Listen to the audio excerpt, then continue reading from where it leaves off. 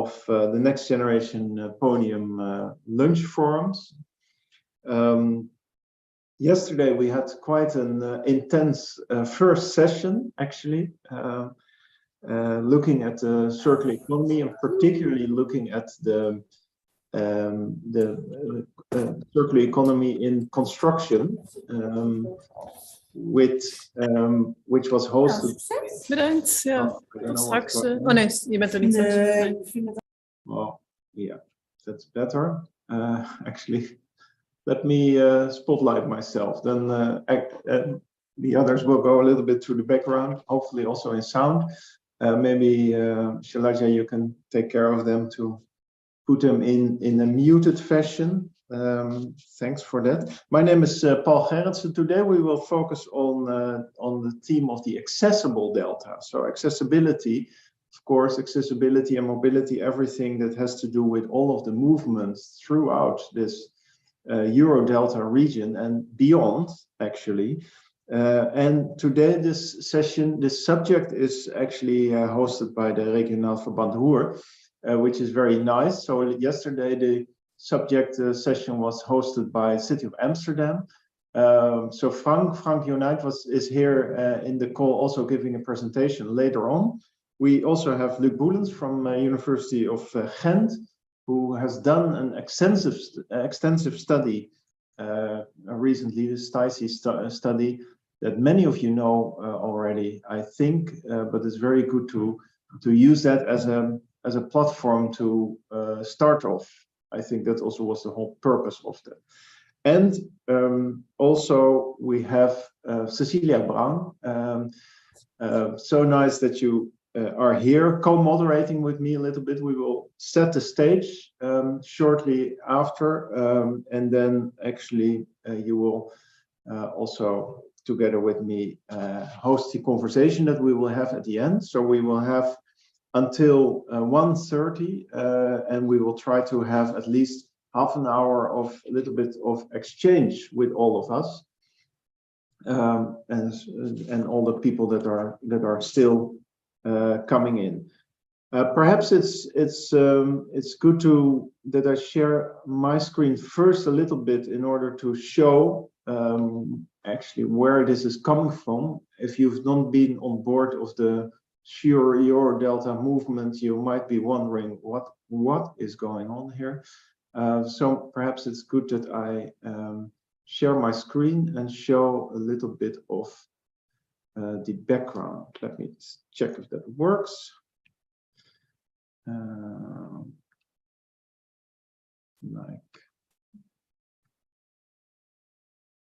Oh, wait, doesn't want to take it.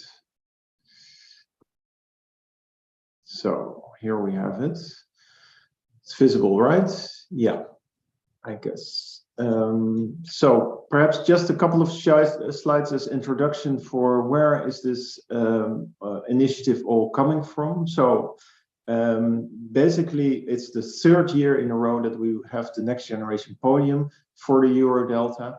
It's quite an achievement, I can tell you, but it's also always very inspiring to be having this Podium. There's a lot of people involved in creating this momentum, and it's also showing in terms of the numbers of people participating in that. And this year we're also a part of the New York Water Week, which is currently taking place in New York City, parallelly organized with the UN conference on water. And of course, as a Delta region, many Delta regions play fundamental parts in terms of that kind of agency towards living and having a future with water. So it's very nice that we can also be part of that platform.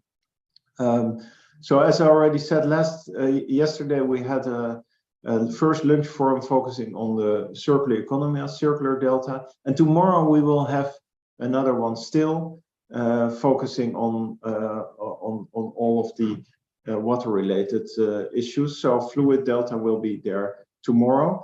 Also, at the same time or basically during and after the lunch forum, there is an open office day organized, and today that is organized by Regionaal Verband Ruhr. There were some problems with trains, like sometimes happens, so I hope everybody at a certain moment arrives in the right spot and then can continue after we have had the lunch forum. Different than the last two editions from the Next Generation Podium is that we will have the workshop not immediately afterwards, but on 11th and 12th of May, so a little bit further down the line, and that will also be very interesting in terms of exchange between all of the different people participating, students, young professionals participating from all of the different parts of the Eurodelta. So I think I'm looking forward to that as well. Up to now, it's been quite a lot of attention online, and I hope we will move offline further and further. And also in that, of course, that's why these lunch fora are so important as a sort of starting point, are these three issues which we will focus on in there as well. So, like I said, we've had some successful additions already from the Next Generation Podium, with large community of institutes participating in it. Quite exciting, actually, how many universities and other kind of contributors are part of this whole movement. And I think that also speaks to the importance of the whole Eurodelta exchange that takes form. And hopefully it will be more and more like that and less like only online, although I think the Zoom version also works quite well. We've been featured, by the way, last year in the New European Bauhaus Festival as well, which was exciting to be part of. And hopefully next time there will also be the option to do that. Like I said already, introduce our speakers, and I would suggest that we continue quite quickly with the director of the EGTC Rhine-Alpine Corridor, Dr. Cecilia Braun. It always feels a bit strange to say doctor to you, Cecilia, since we work together so often, but that's how it's supposed to be. Let me see if I can put you on the screen. Yes, there you are. Great. So, so good to have you here. Partner in crime, I should say, but also playing a very important role, sort of the official role, maybe you could say, in the EGTC Rhine-Alpine Corridor. Who's that now? Is that muted? Yes, thank you very much. As I was saying, in the EGTC Rhine-Alpine Corridor, you have a sort of formal obligation in order to make steps in the cross-border cooperation, really on a large scale. So I'm curious, maybe to start at the beginning, why is mobility and accessibility so important for us? Can you say something about that? We don't hear you yet. Oh, I'm still muted. Yes, sorry, muted. Yes, I can try. Thank you for the introduction.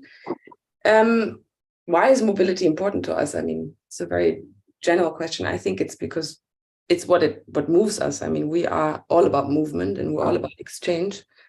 And I think the exchange of knowledge and the exchange of goods and the exchange of best practices, they always come along with movement and with moving around and moving thoughts, moving people, moving everything that we have to understand about one another. So this is why I think on such a large scale, I mean, it's very important to collaborate on this movement of goods, on this movement of people, and this movement of knowledge. And I think such a transport route as we have it in the Rhine-Alpine Corridor is a perfect backbone or perfect infrastructure. And it has, of course, also historically proven to be so. So I think mobility is something that connects us all. And I've also learned that the best mobility is the one that we don't need, the one that we don't have, because currently, of course, mobility doesn't come for free. It comes at a price, and it needs a lot of long-term planning. It needs a lot of coordination, a lot of strong motivation to connect areas. And I think this is something that needs to be better organized in the future and looked at differently. So this is why we're doing this. Yeah.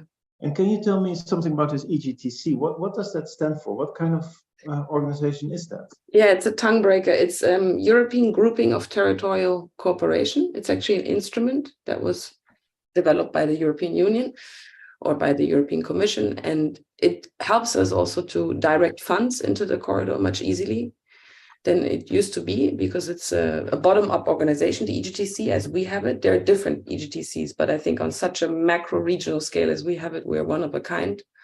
And it should facilitate cross-border collaboration, and it should give us a voice as one corridor. And of course, bringing all these different opinions under one roof and getting one statement out of us on different various topics that are relevant for our organization is a tough task, but I think it's important that you streamline most of the activities that are happening along the corridor, because there is a footprint for it. I mean, it's been going on for so many centuries, and I think it's time that this corridor also works more closely together, and in this form of organization it's possible. And can you say something about the scale? Like, of course, Rhine-Alpine, we can imagine something, but perhaps I thought you had some slides to show that you can show us a little bit, like what are we talking about? Yeah, I do. I don't know if maybe Alankita is putting them up, but I can try to do it myself just to show you what it is. There you go. I have shared it. Is it visible? Yes, thank you. Perfect. Perfect. So yeah, maybe it's important to explain what it is for those who haven't heard about it. It's an organization, an association, and it consists of 26 members, mostly or just public members, cities, regions, and port authorities on this stripe from Rotterdam to Genova. And it was founded in 2015, actually as an aftermath of an Interreg project, Co24. So it was a follow-up to continue the collaboration. And for that continuation of the collaboration, this organization was founded. And it's based in Mannheim. And of course, we meet regularly also since the pandemic, virtually a lot, but of course also in different places and different settings along the corridor. Here you see some of the members, or all of the members, I think. Yeah. And these are just some aims and objectives that we are focusing on. And as I mentioned before, of course, one big task is to direct funds into the corridor-related activities and projects. But it's really about focusing on the spatial and the integration of spatial aspects and infrastructural aspects along the corridor. There used to be a strong focus on freight, and I think it's still also very important to look at that. But of course, with regard to mobility issues and the new mobility and the change in mobility, we're shifting also towards developing our strategy further. So we're looking into an update of our joint development strategy for this multimodal corridor. And then we have a platform also where we have mutual information being exchanged, experiences, and thereby we are promoting the visibility in the corridor itself. All right. Well, that's nice as an introduction. Of course, I mean, that's much larger than the Eurodelta. That's the part that we're focusing on at the moment, but they're very much connected, you could say. Maybe also looking historically, for centuries, you could say this corridor has existed, maybe even longer. Is it at a certain moment, when you look at the changes in mobility, the way you already hinted towards that, it comes at a cost, particularly in this day and age, which is enormous amount of movements that are going on around this corridor. Is it not almost impossible to change something which is so much rooted in history and has such a long historical momentum already going on, and how would you look at that? Is there not a very large past dependency from such a big structure? Yes, of course there is, and I think there's no intention to change that. I mean, people have settled along the Rhine for centuries, and there has been trade, there has been development, economic development, cultural development along the corridor. I mean, nothing to be underestimated, and it's still going on. And of course, there are different interests at play, and there is a huge conflict of interests also. That's why we have to also spread our topics and rephrase maybe our strategy in the future, because it's becoming very complex and very hard to understand what's going on all the different levels and scales along the corridor. But this is, I think, on the one hand, it's our time, but historically given, there is a strong connection to this path and strong connection to this corridor. And also from the people and the different organizations working on the Rhine-Alpine corridor and working on the Rhine, on the waterway, it's also a connecting element, and it helps cross-border collaboration to work. And I think this is a proof of it. Why else would 26 members work together? I mean, it's a beginning. It's marking a new time, a new era of collaboration, I think. And this is something we have to push forward and also really break it down to proper projects that help the corridor functioning. Yeah, because you spoke about tension, but this is really happening at the moment. I've heard from a number of your members, people I know in these organizations, that they really are objecting to all of the nuisances that this big corridor brings towards their local and regional logic. How would you work with that kind of bigger and bigger growing tension? Yes, I mean, there's some, I feel tensions there, but some are stronger than others. Others really need this lobbying and this level of communication on a macro level. Others are fearing it. Others need a bigger voice. Like, for instance, City of La needs the corridor as a translator towards the European Union, because they're drowning in traffic on their relatively small city along the corridor with the negative effects that it has. So I think it's multiple opinions that we have to streamline as much as we can, and not streamline by making everyone feel the same and act the same, but we have to look at the different interests at play and coordinate them and harmonize them as much as we can on specific related projects. And this is what the EGTC is focusing on, or will be focusing on more in the future to do so.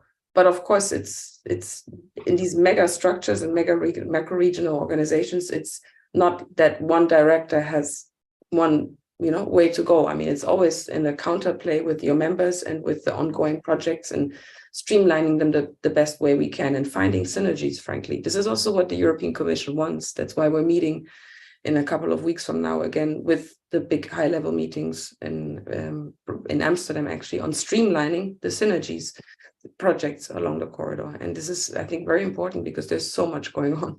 Yeah, indeed was. And anyhow, I think indeed maybe it's a less point and less question, also a little bit towards what you would like to see out of this discussion and forum we have today, and maybe also further down the line with the workshop.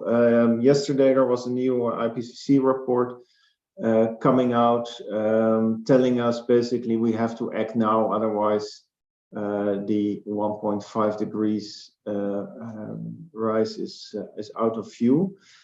Act now. I think you also within the corridor have quite a lot of ambition, but this act now, how do you get that across with 26 members and yes. and all of their own sort of goals they have behind everything else? Yes, I mean, we're talking about the mobility and transport sector, so it's actually the slowest of all. And what I can see, although, because we're getting also the information from our members, there is a lot happening in the different cities and regions. Of course, everybody in their own pace, with their own means. Some have more resources, some have less. But what this is also, the EGTC is a learning platform. It's also about getting a better best practice of who's doing what at what scale and what speed.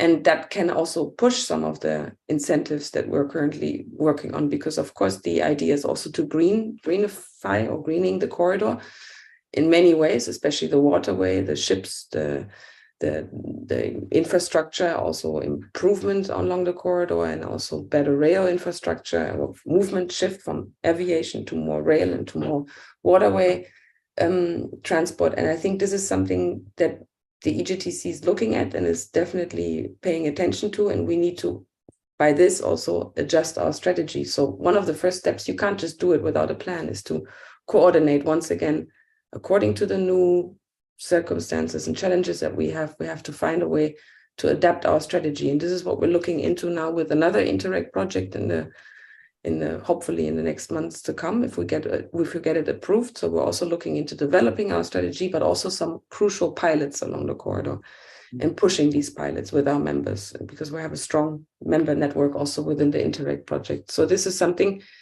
as much as we can do, I mean, it's always depending on also many other players, and these players and stakeholders we're very well connected to, but it's important to once again bring all these different approaches under one umbrella and work in a coherent and in a harmonized way. And this is what the EGTC would like to pursue. And sort of challenging our audience a little bit, like what would you like them to work on from your perspective? Who? The speakers? Well, also the people participating in the Next Generation Podium.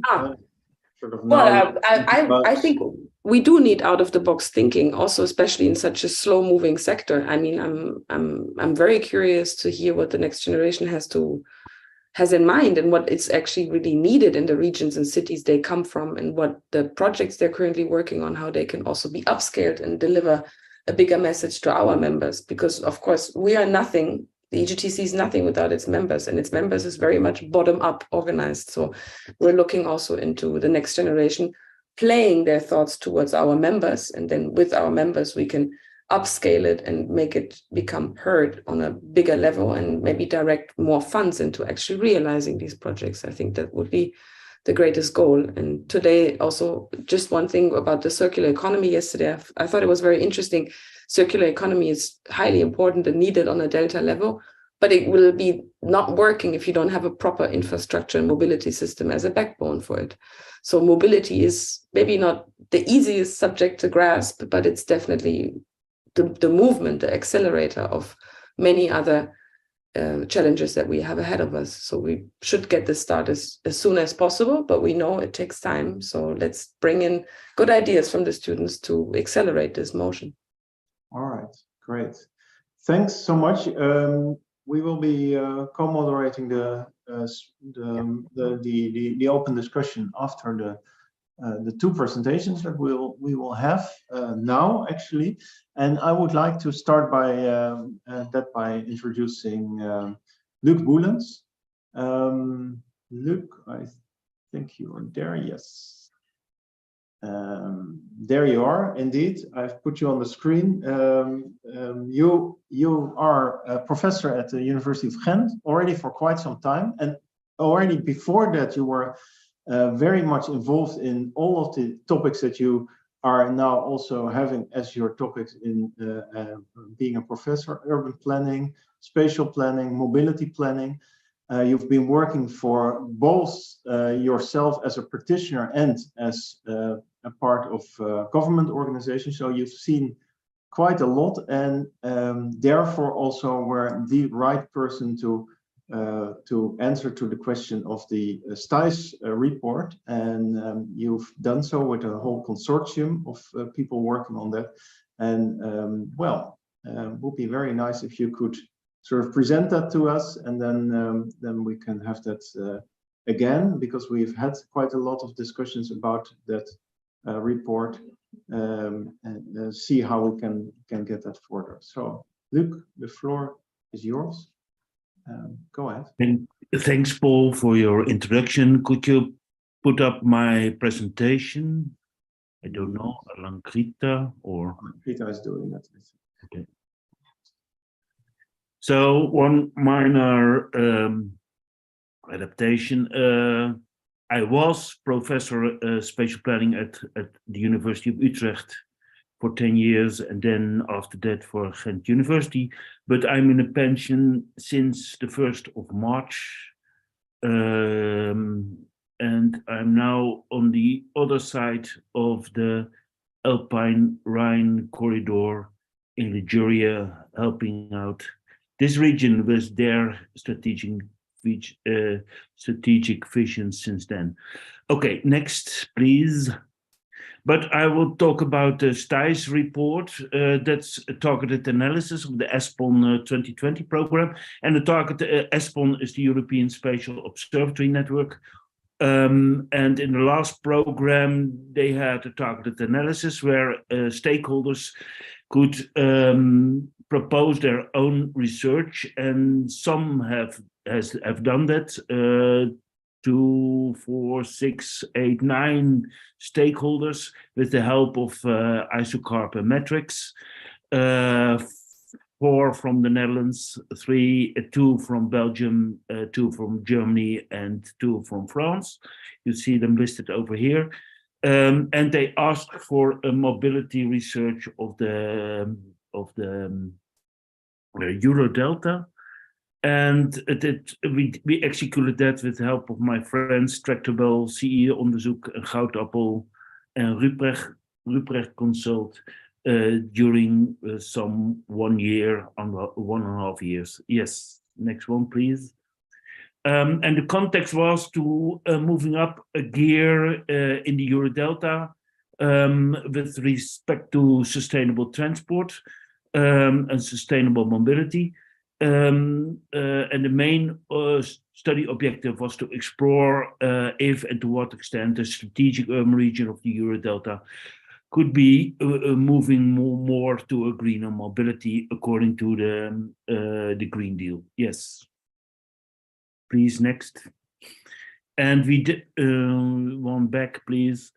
We did that on this Eurodelta area on 3 corridors. The one from the Randstad towards the Flemish Diamond and Lille.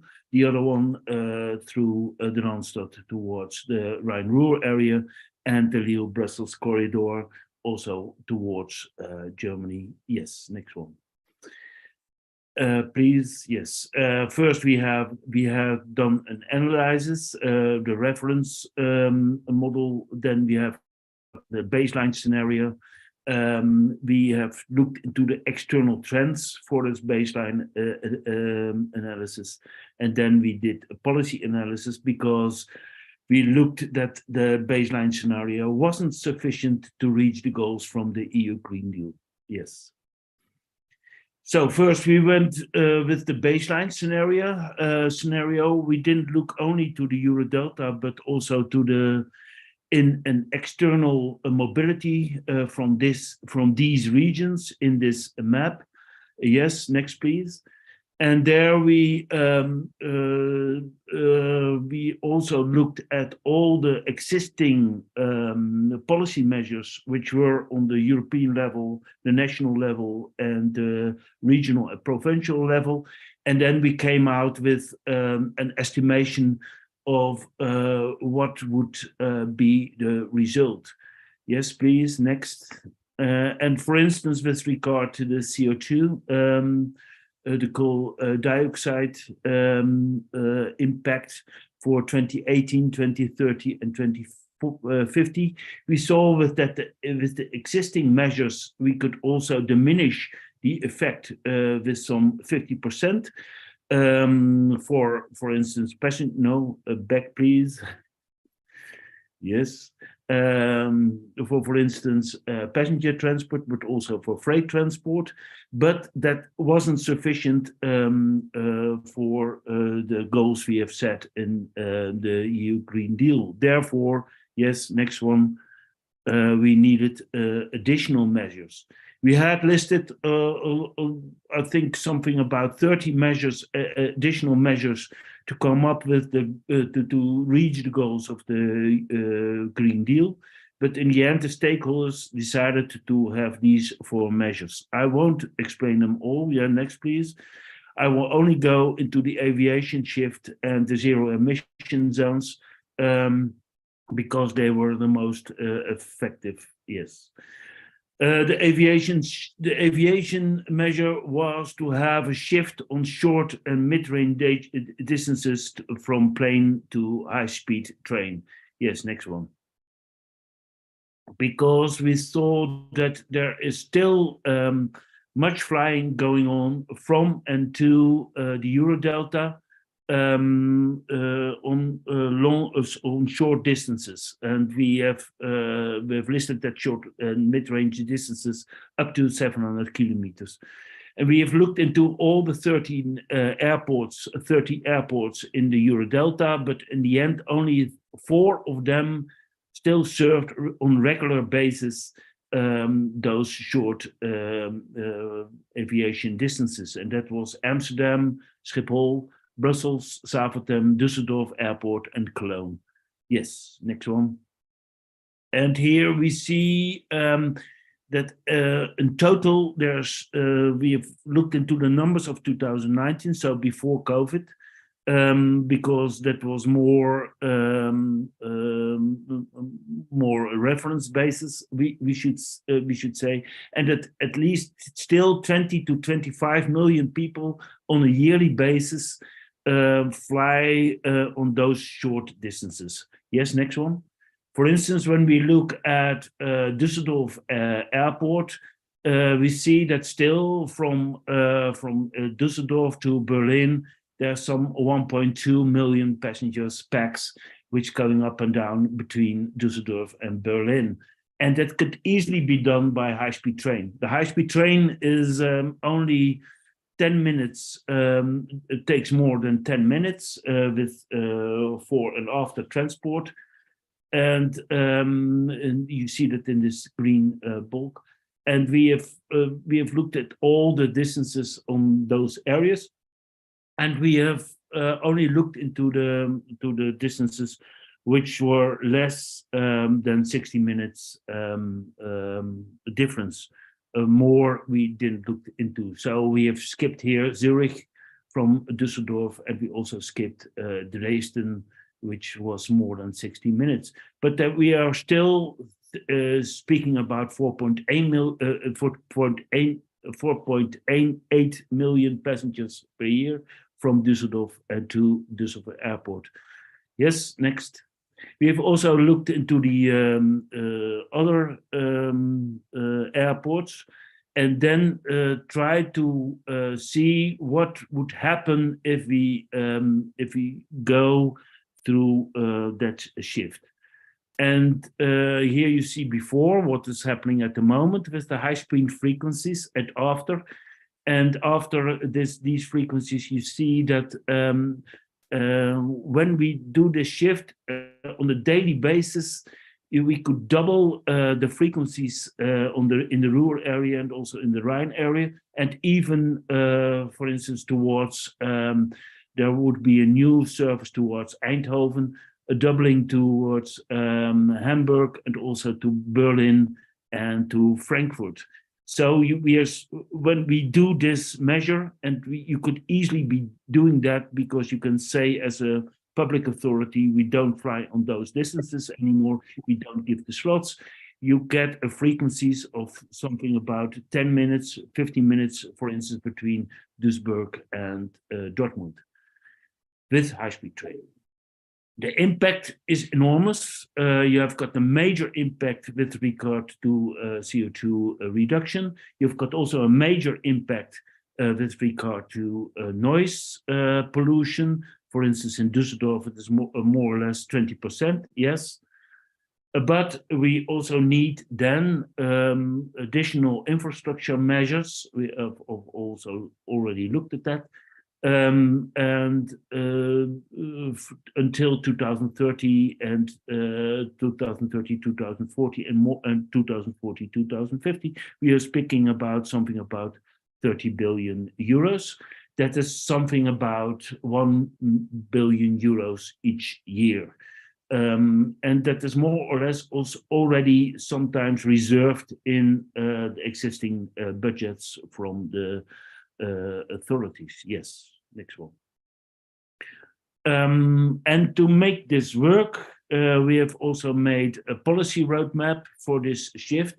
And one of the first things you have to do over here, hopefully before 2025, is to appoint an ambassador or ambassador's team to make this happen.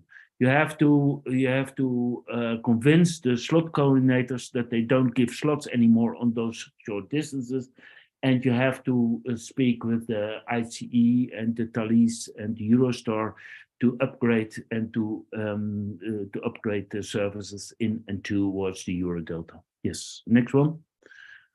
Yeah, then I say a short words about the zero emission zones in all the major cities in the shore area. Yes, next one.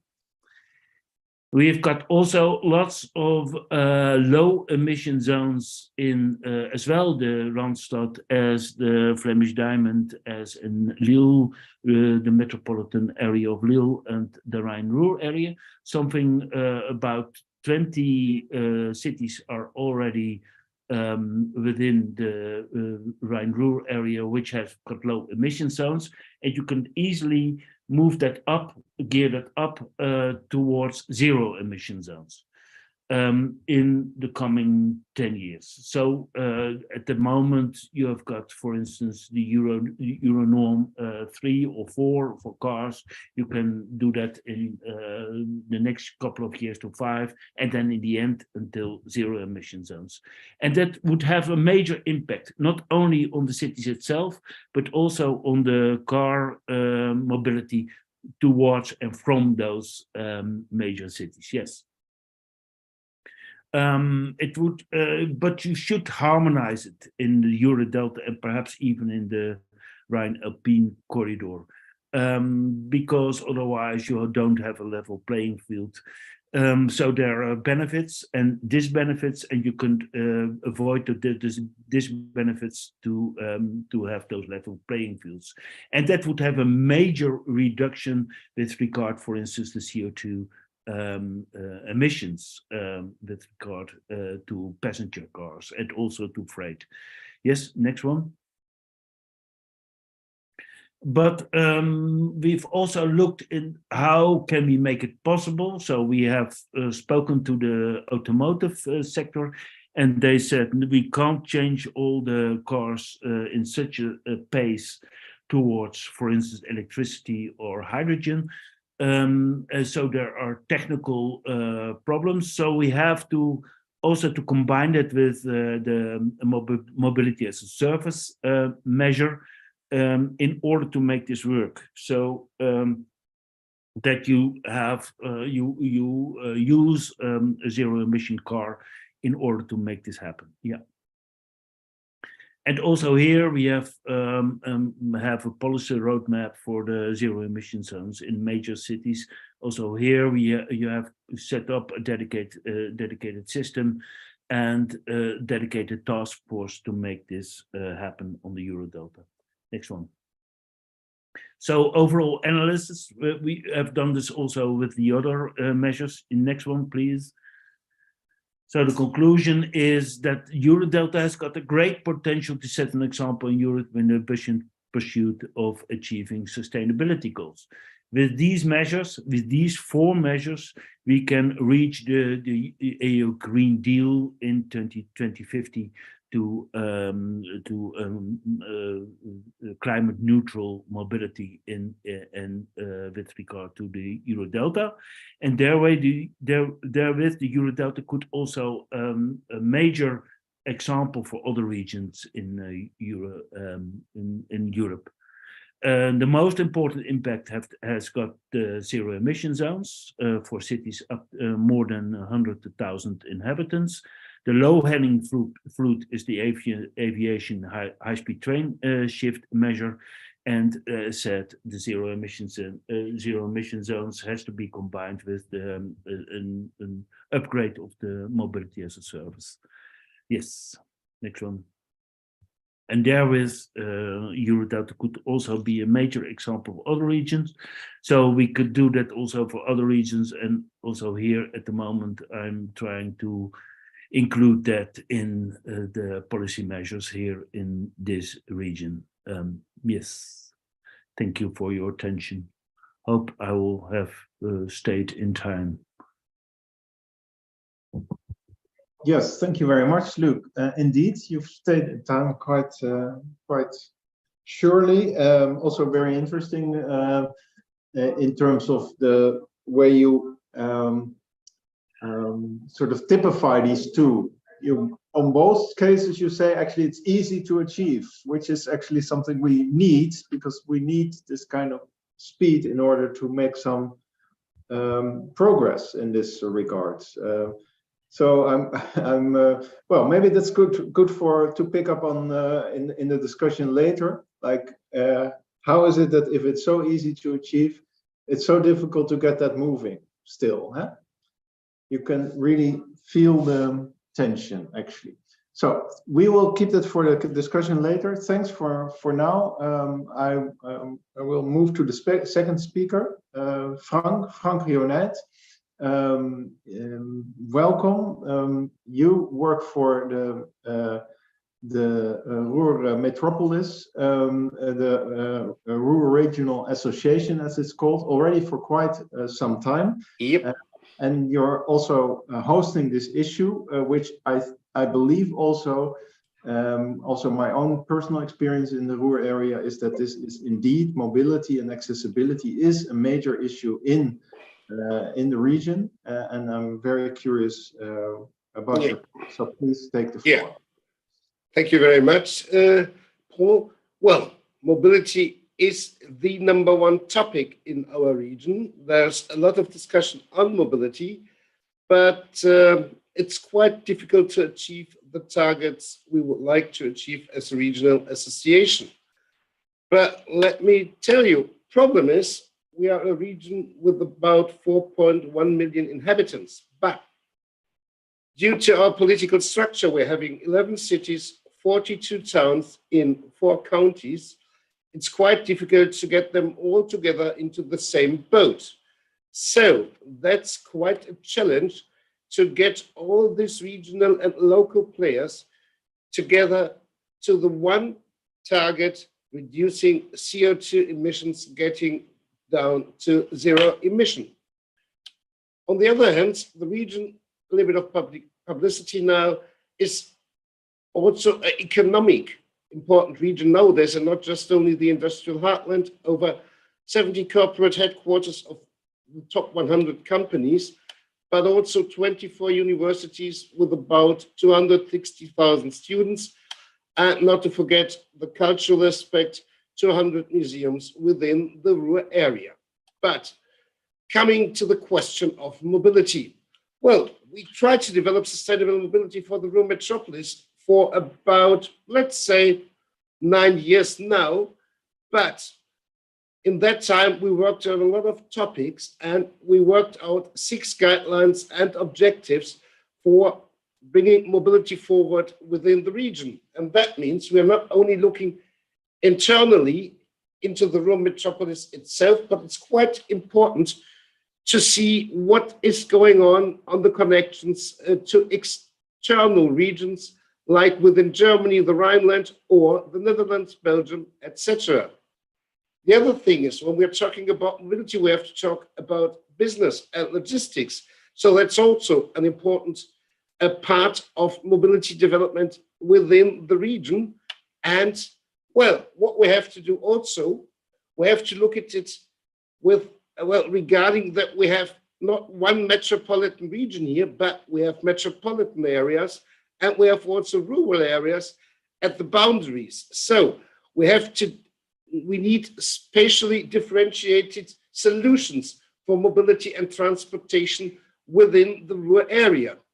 And the other point is we need environmentally friendly and urbanly compatible transport. In the Ruhr metropolis, I tell you why it's important later on, and we need mobility for all in the Ruhr metropolis. That means that everybody should have his share or her share in mobility, even if they can't afford a car. Mobility has to be there for everyone. If it's by a bike rental system or public transport, never mind, but mobility should be for everybody in this region. So we started with an analysis. What are the problems in the Ruhr area when we're talking about transportation?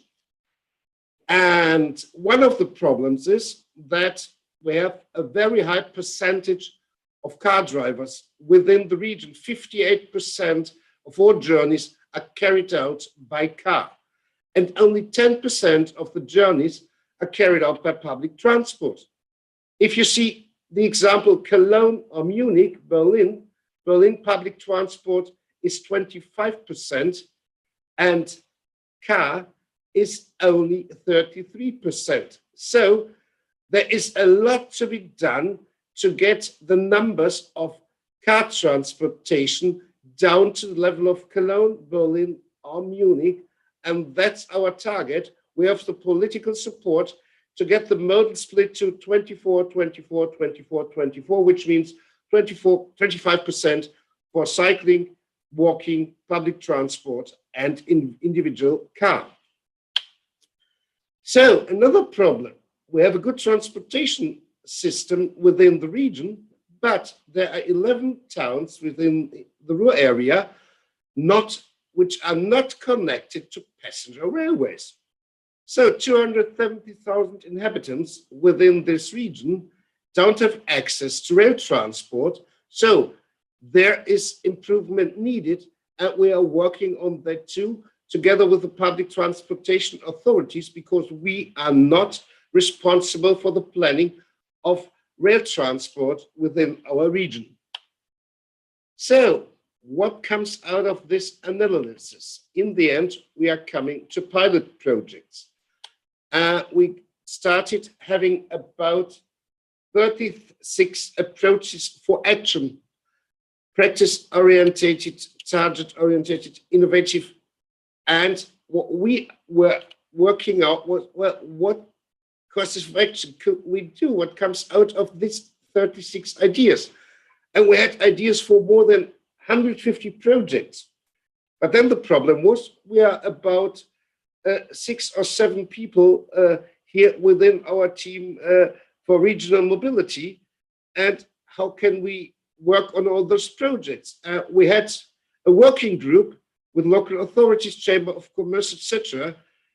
We just had a democratic voting, which are the most important projects for the region. So there was an outcome of 23 pilot projects for the rural area, which were seen as quite important by all participants. And one of those was, well, stations as welcome places. Railway stations are, well, let's say, the first impression you get when you arrive in a city. Well, in the Netherlands, you realized that, and it's not like in Arnhem, Rotterdam, and Amsterdam Central, etc. In Germany, in North Rhine-Westphalia, with the exception of Cologne, we didn't realize it so far. So stations are not really very friendly when you arrive there, sometimes old style, not multi-mobile hubs for mobility, etc. So the target is to improve stations, the architecture and the surroundings to make it more attractive, to attract more people to use public transport and railways instead of using the car only. So that's one of the things we should do. We can't do at the regional association, but we can start a project bringing the stakeholders like German railways, municipalities, transport companies together to work on this target to improve the access to the railway stations and the surroundings. So that's one of the projects which were regarded as quite important for this region, especially when you see we have the International Garden Exhibition in 2027. Another topic, well, it's the expansion of the rail infrastructure until 2040. We were talking about the EGTC before. We were also part of Code 24, and one of the projects in Code 24 was, of course, the third track, the improvement of capacity on the Amsterdam-Emmerich-Oberhausen railway line, which is not only important for high-speed and regional railways, but much more important for logistic cargo freight travel from the port of Rotterdam to the port of Duisburg and further on to German and international destinations. So that's what we are supporting as a region, because the process of construction is quite slow, started in 2015 and just began in 2019 with the first section.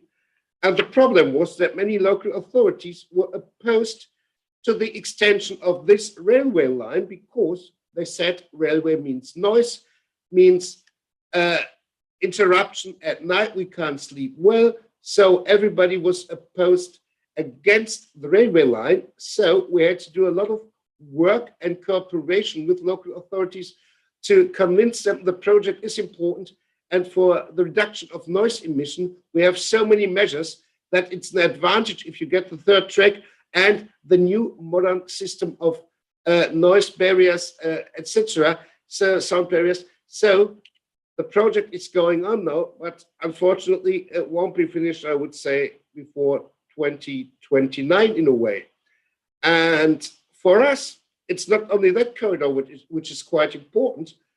We're also talking about the Brabant line as an important issue for our regional and interregional transport network on rail, because that's also linking the Ruhr area via Viersen to important destinations in the Netherlands, in Brabant and South Holland. So that's also quite important for us that this railway line, especially on the German section between Kaltenkirchen and Duken, will be improved, getting a second track, maybe even a bypass built to connect it to the Viersen-Krefeld-Dausburg railway line. And of course, even if it's not within our region, like this one too, we are quite in favor of the Iron Rhine linking Antwerpen with the Rhine-Ruhr area, and especially the port of Dausburg. So we see a lot of international railway projects which are important for this region. And what Luke said before, we need more high-speed rail. It's not only ICE we are talking about. Luke mentioned the Ruhr area and the corridor Düsseldorf-Dortmund. Another important project here is, of course, the Rhine-Ruhr Express service, which will link Cologne, Düsseldorf, the Ruhr area, Dortmund and Hamm in intervals of 50 minutes, speed of 160 kilometers. So a kind of regional intercity service now in the pre-opening phase, having the new train sets on the line, but not having the infrastructure ready. So there's a lot going on, but it takes a lot of time. Will take the next 10 years to get those improvements done within the Ruhr area, but we're working on it. So, which is hopefully going much faster than the railway system, is the regional bikeway system. So we are working on cycle routes on a regional base, and this is what you're seeing is the new cycle route network for the Ruhr area, including cycle highways, regional bikeways, and regional, well, let's say, major routes covering the whole Ruhr region, in the end with a target of 337 kilometers of cycle highways, 700 kilometers of major cycling routes, and let's say next to 800 kilometers of cycling routes which have to be constructed in the next years, which means we are talking about a total of 1,800 kilometers of cycling network for the Ruhr area. That's an important target to get CO2 down in this area. So getting people from car to the bicycle, but then you need a safe and comfortable cycling network. And we are working on that one for the whole region. So, well, the key project, of course, is our cycle highway #1 connecting Duisburg in the west with Hamm in the east of the Ruhr area, about 101 kilometers. So cost about, let's say, not 184 million. Now we are talking about more than 200 million, but a cost benefit factor of 4.8. So the benefit is 4.8 times higher than the cost of the construction, and annual reduction of CO2 when it's finished, 16,000 tons. So that's a project we are working on together with North Rhine-Westphalia Road Authority. The Road Authority is responsible for this project. They're taking over the project from us some years ago due to a new law which says that cycle highways are the same legal construction base like roads, regional roads here in North Rhine-Westphalia. So if you see what's happening in this area, the cycle highway would, well, catch about 1,600,000 inhabitants of the Ruhr area in its surroundings, 430,000 employees and 150,000 students. So there is a lot to be of people, there are a lot of people living in this area of cycle highway #1, and the corridor is only 5 kilometers on each side. So this cycle highway would take a lot of cars from the road and make people change for riding a bicycle when the construction will be finished. But that also seems to take the next 10 years to get it done properly for the whole 100-kilometer distance. So, but if you see what kind of potentials we have in this area, the dark, let's say, purple color means more than 2,000 people using the cycle highway in that sector day by day. And if you see the petrol color in the central area of Dortmund, for instance, or between Essen and Mülheim, that means we have a daily usage of the cycle highway by more than 4,000 bicycle riders. So quite impressive what can be achieved by attractive cycle highways, even in a car-orientated region. So, and in there, we will combine all these cycling projects we have, including the regional bikeway network, the cycle highway network, but also the network being built for the International Garden Exhibition in 2027 into a future program for cycle route construction, Ruhr Metropolis. So that's what we are working on in the end, but also quite important. I talked about logistics before. Shipping is also important because within Germany, we are the region having a really dense channel network here in this area. And well, the problem is finding staff for all the shipping companies to run the ships. So the digitalization and expansion of infrastructure are quite important for this region. So to get shipping, more shipping on the canal system here in this area. So a lot has to be done together with Chambers of Commerce, the Federal Ministry of Transport, etc. So also important for developing logistics and freight transport in the Ruhr area. And the last point I'm mentioning is public transport. Due to the public transport regulations in North Rhine-Westphalia, responsibility beyond the railway system on tramway, metro, and bus lies with local authorities, cities, and counties. There is no regional coordination, and we have the political support to work on a program improving the interlocal public transport network within the Ruhr area. We're working on it, we're quite successful on it, and now we are trying to get funding from the State Ministry for Transport in North Rhine-Westphalia. So that was a short overview of the projects we're working on for getting the Ruhr area towards zero CO2 emission. Thanks for your attention. Thank you. Thank you very much, Frank. There are already some questions filling up the chat. I would say that it would be nice if some more questions can be added there. Since we have half an hour more or less left to well, to have an open discussion. I'll also get a look in. Spotlight. Yes, there we are. So please use your hand if you want to ask a question or put it in the chat. Would be nice, of course, if we can view you and get you on board on the stage. But of course, I need to mention that it is being recorded. So if you object to that, then well, you just have to use the chat and stay a little bit more hidden. But let's well, let's dive into a couple of topics that are already come forward, come to the table. Cecilia, what was it that struck you most when hearing these two presentations? Well, I'm immediately.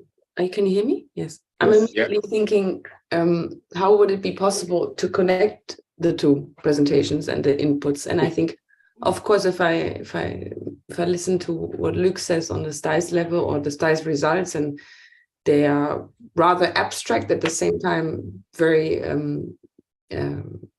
ambitious, and I think necessary to think in such scopes and in such extensions. But of course, it's always a question, how can it be broken down to an actual project and an actual implementation? And this is what I really liked about Frank Jonig's presentations, is that they have a lot of struggles on many levels. I mean, not just on the regional scale itself. They also focused, as far as I understood, much more on themselves rather than networking cross borders. I mean, of course, you're interested in some better connections along the corridors, the 3 corridors that are also highlighted in STICE, especially the the Iron Rhine, for instance. And I think this is something that plays into the rural area. At the same time, you are very internally struggling with better, with a model split of more than half motorized motorized individual traffic. I mean, that's really severe and it needs to be tackled. And of course, with such a great investment in cycling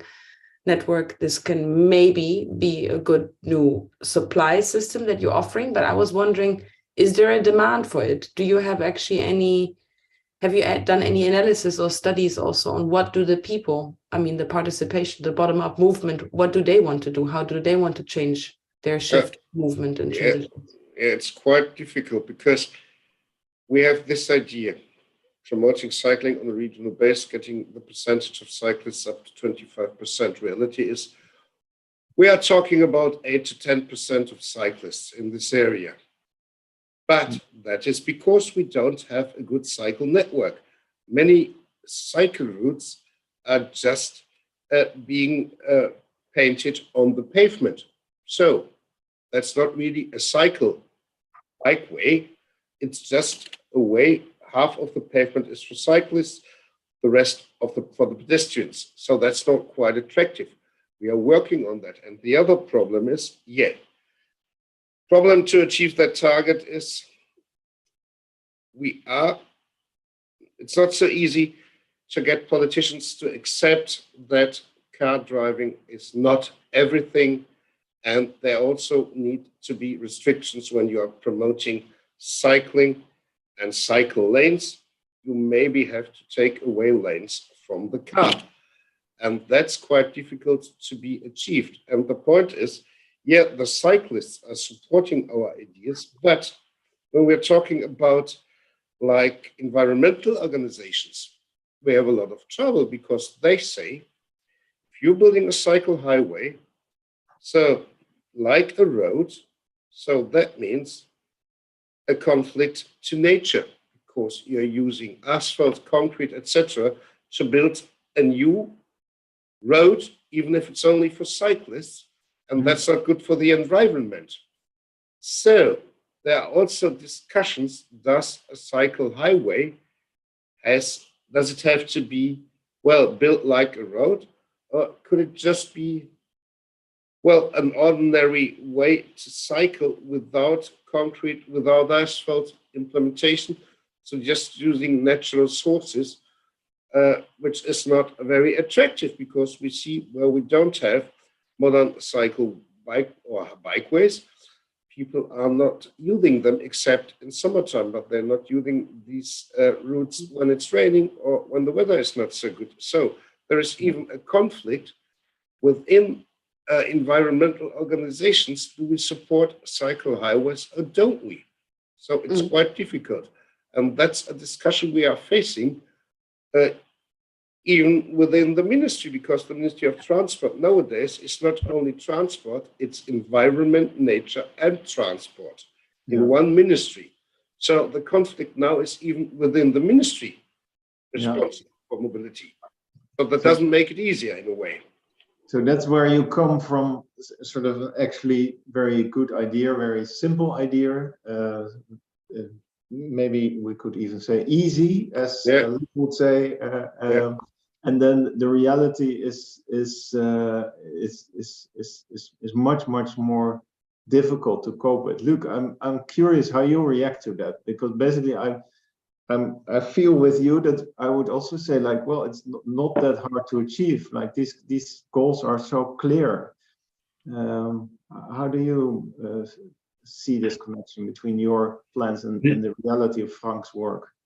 Yes, with regard to the bicycles, for instance, the last 5 years, the major model shift was done in Flanders with regard to cars to bikes, e-bikes. So that's what's been done in the last 5 years in Flanders. But as said, in the baseline scenario for the Eurodelta, we've looked at all the existing policy measures which were already going on. So we have included the bike lanes, which were all already agreed upon in the baseline scenario. So, and then we see that it's still not enough. Yeah. With regard to the other two measures, so we need additional measures. And with regard to the other two measures, which I said, it is easy to be done.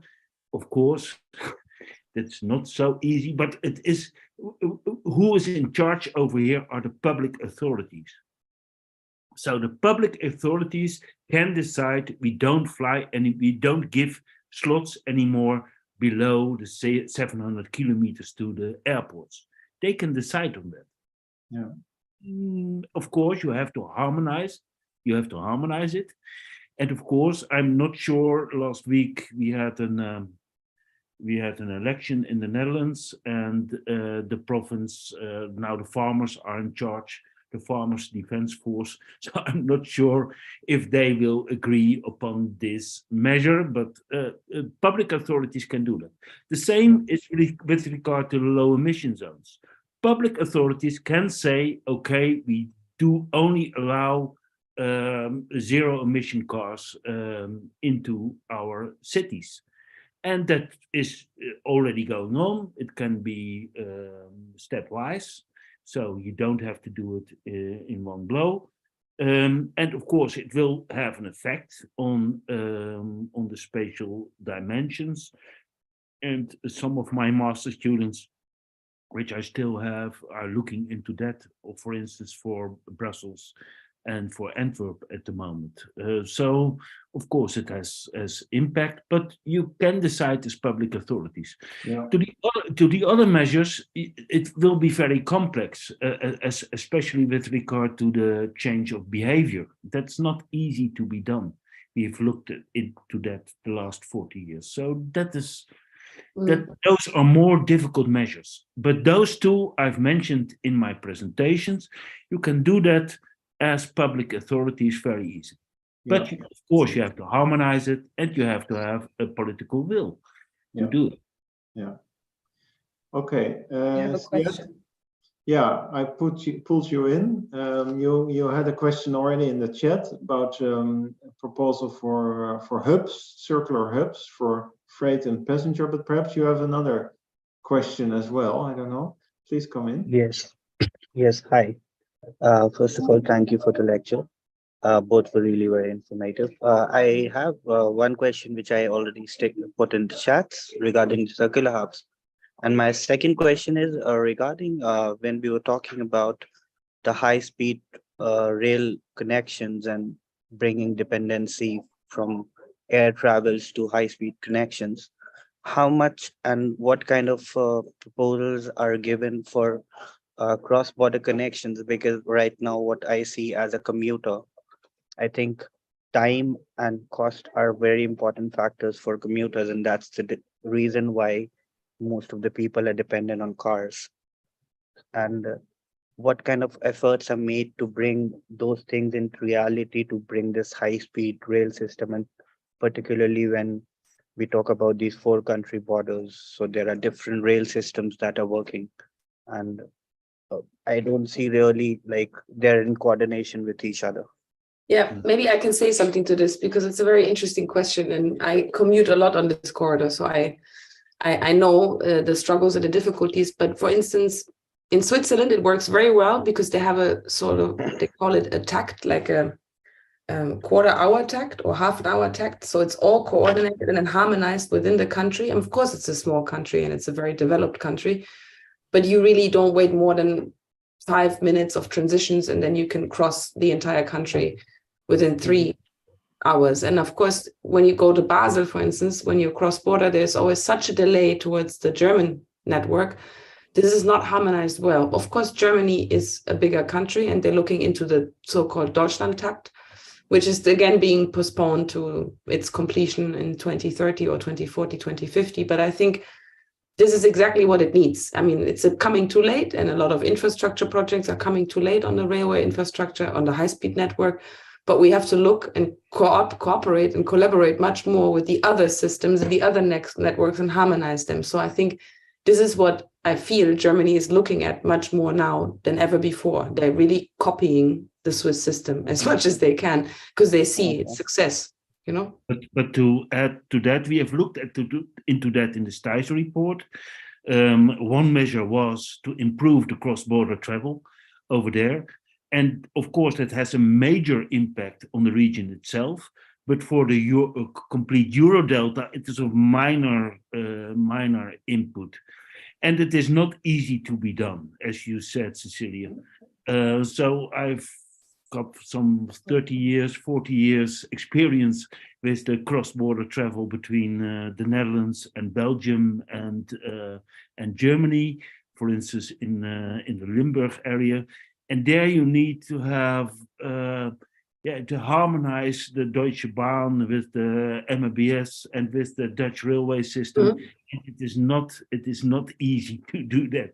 But of course, we need everything. We need to do that, but it is a hard way to do. And it is has a major impact on the region itself, but not on the overall picture. Yes.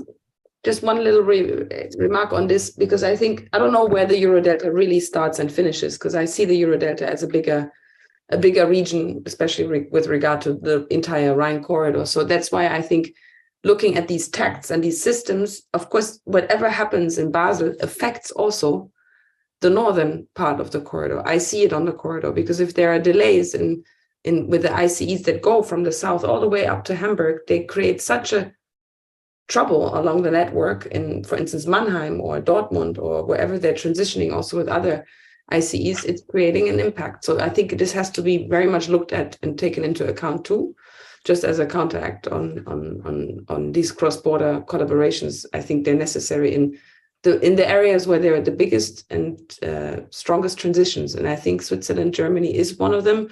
France, Germany is, and of course, in the north, it should be improved, and it will be improved, and it's necessary to be improved, but it's very difficult to harmonize it because the tact in the Netherlands is much denser than in Germany, much denser. Frank? Yeah, so I wouldn't focus on high-speed rail only when talking about cross-border line, because 20 years ago, there was only the intercity from Amsterdam going to Duisburg every 2 hours. Nowadays, we have a regional express from Arnhem to Düsseldorf every hour. We have Venlo, Düsseldorf, Hamm every hour, which was 20 years ago intercity every 2 hours only. So there has been improvement.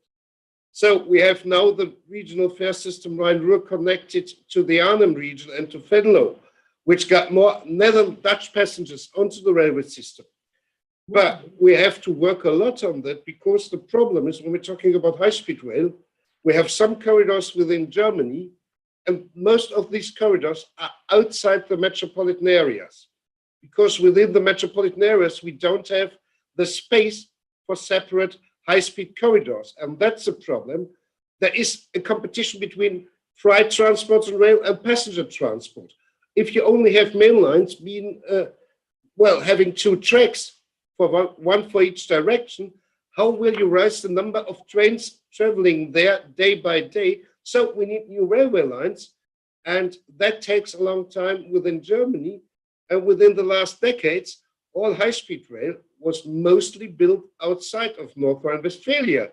Just Cologne, Frankfurt was the only one, and that's only a short part within west of Germany.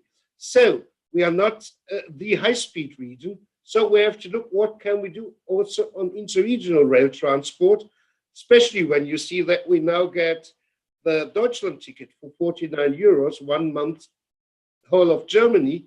So how do we get that connected to the Netherlands or to Belgium when we see the border stations of Aachen or let's say Emmerich, Arnhem and Venlo? So there's a lot to be done, but the problem is, and that's a pity, that the planning procedure in Germany takes such a long time. In the time the Netherlands built the Betuwe route, we only get a planning procedure done for one high-speed rail. So that's the problem in Germany, that they have so many influence from the outside on even national and international projects, which makes it quite difficult to get it done in a proper time. So we're always beyond in constructing railway infrastructure. So we need a faster planning procedure. So German government is talking on that, parliament is discussing that, but that means less influence of the people in opposing projects they don't like beyond their backyard. or in their backyard. That's the problem, in a way, I see for Germany. No, in that respect, actually, we've been waiting too long for these investments to come in.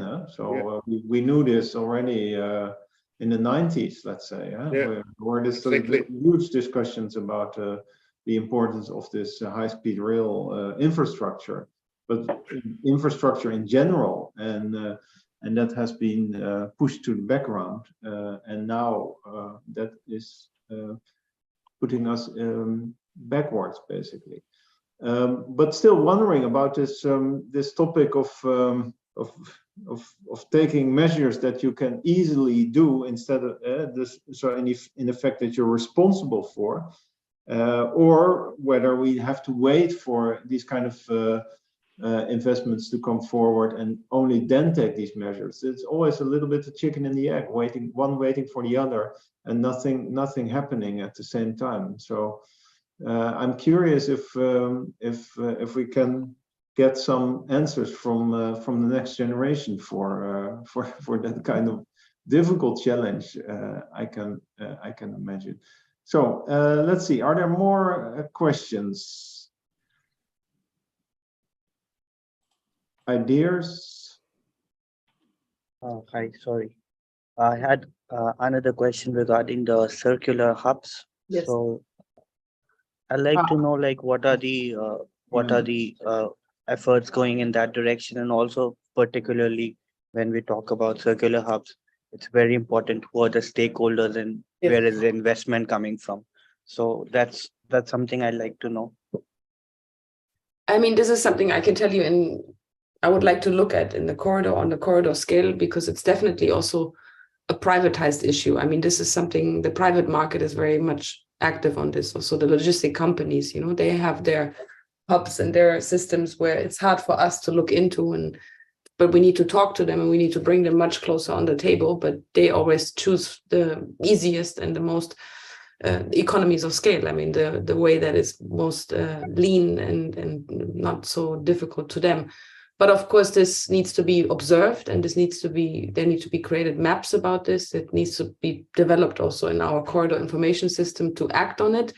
But of course, this is always, you know, the public and the private sector pushing different buttons, and we have to really catch an eye on this, because I feel the circular hubs and also the mobility hubs in the cities, I see it also on a local level happening a lot in terms of harmonizing or standardizing mobility hubs, and who's taking a lead in that, because there are some private companies that do that. But of course, I think there should be a platform given by the city or the region or the national train company. I mean, on a national level, it's also possible, but I think it has to be trickled down to the public authority where these hubs will be, at least for the passenger transport and transitions.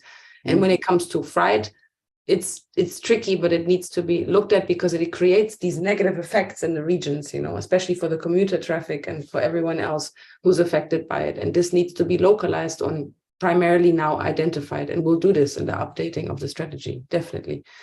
But it has to happen fast, I think. Yeah, maybe Luc, I think you also looked into this this issue of thinking about these mobility hubs and. With regard to the low emission zones, we see it already happening, is that at the borders of the low emission zones,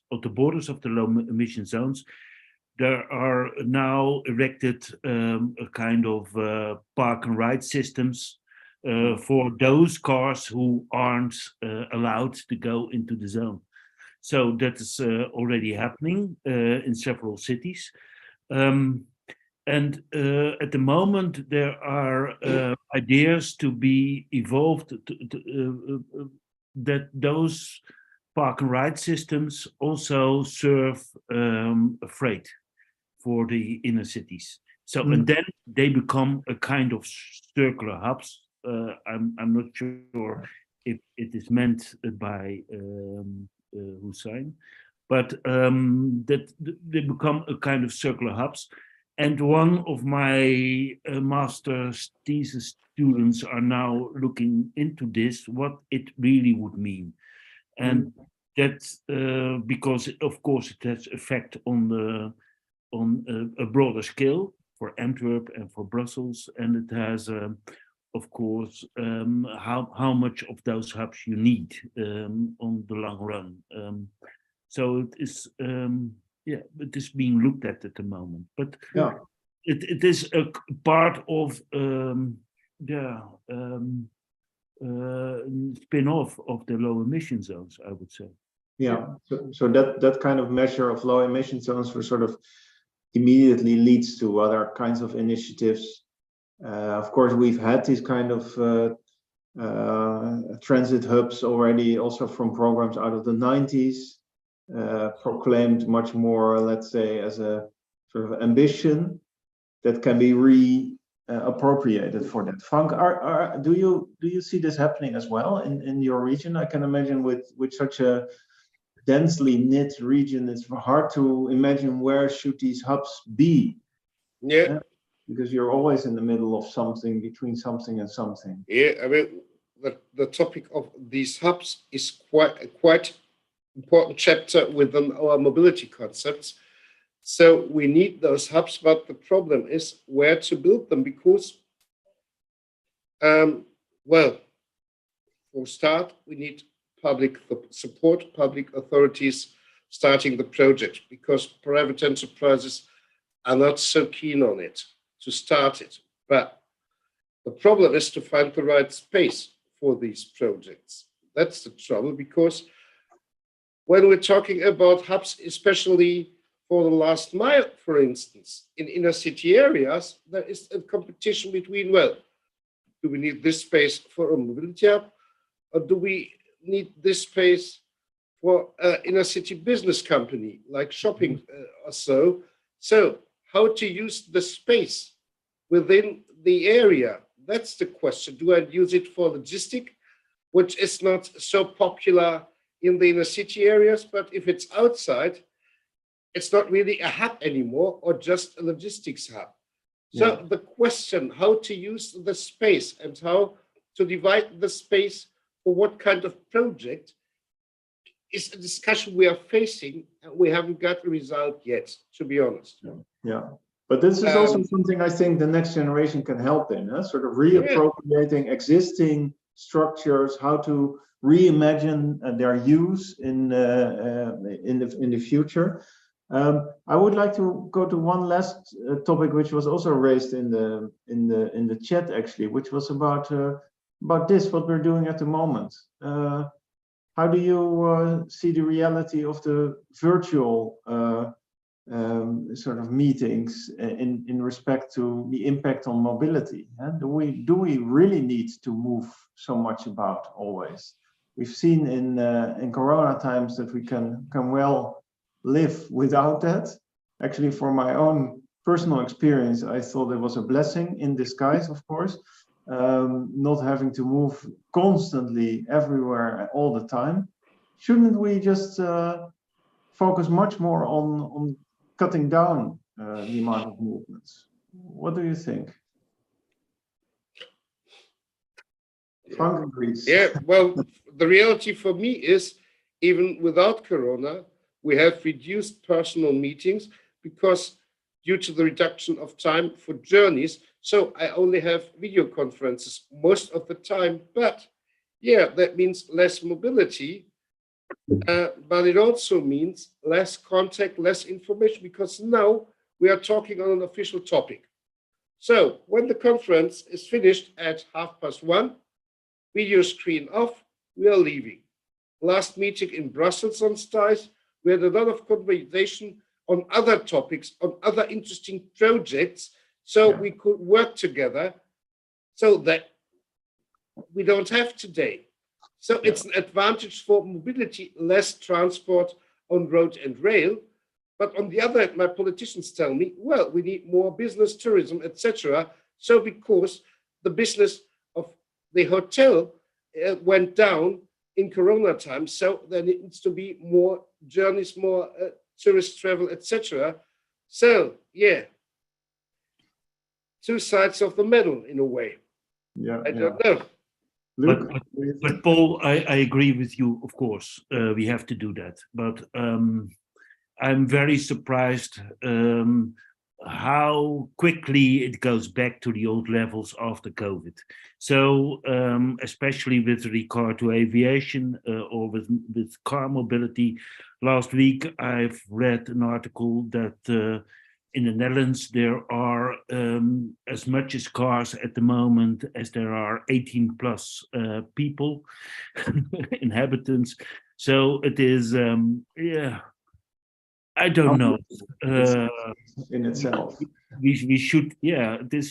We should of course do more with internet and with Zoom meetings, but it is, as I see it, more or less additional towards physical mobility. And I think we need different scenarios. We need to think of it in what could happen. I mean, it will never be the scenario only digital. It will never be only physical. It will be a lot of hybrid and the effects that it has on our systems. But thinking in a more systematic way on the European level is necessary. But of course, with better, quicker adjustments. I think we're just too slow in many things, and especially in infrastructure building, but also in digitalization of our infrastructure and of the trains running. And I think this is something that is to be looked at, and then we can also adjust faster, to the demand and the supply.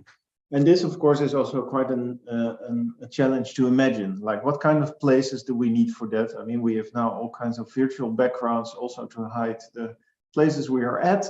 But my experience also is in terms of this hybrid working, it's really, we're not well established in sort of allowing for that kind of thing to happen. So I'm really curious also about ideas coming to the forward in the workshop also in May, about how to cope with that and what kind of impact that have to our public spaces, what kind of facilities would we need in order to allow for this. So basically, already Frank said it, this is all we have time for at the moment. So I would really like to thank Frank and Luc for their contributions, from their very nice and insightful introductions, and Cecilia for setting the stage and the conversation we're now having, and of course also for sort of helping out in creating all of this, in which you also play a quite crucial role. I would like to thank all of the people attending for their attention, and I hope you will join also tomorrow with the last of the 3 lunch fora we have. So thank you for now and have a good afternoon. Bye-bye. Bye-bye.